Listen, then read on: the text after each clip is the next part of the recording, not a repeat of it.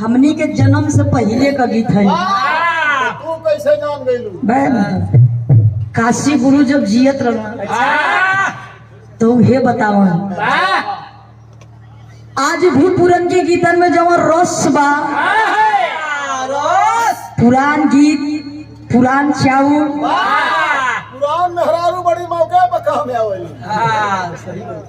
सही बोला। आजकल सिस्टम हो गइल बा। पहले जमाने के मेहरारू गोड़ रंगनिए से अपन उठवो रंगला,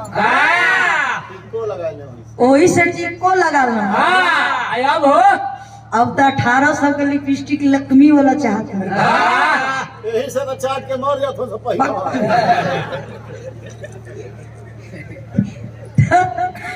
भाई फैशन हो गई।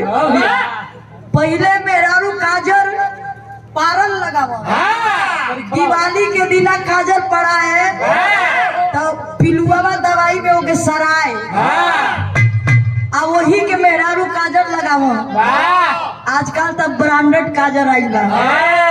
मम्मा वाली से काजल दे आ मम्मा अंगूरी से हेजा ले काजल लगावे। अब तो हेता को आई बा, ओकर दाम 250 रुपया। रतौनी ना होई अब आदरी फ्री हो गई ता जौनी गीत के हमरे बुल्लू गुरु जी गावे तनीला हाथ मशरवा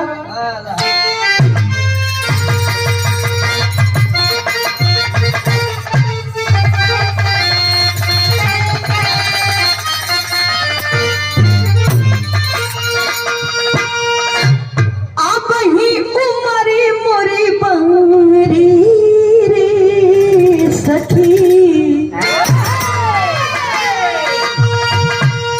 आजकल ऐसा गीत आइल बा, एगो नया गीत आइल बा राजकुमार।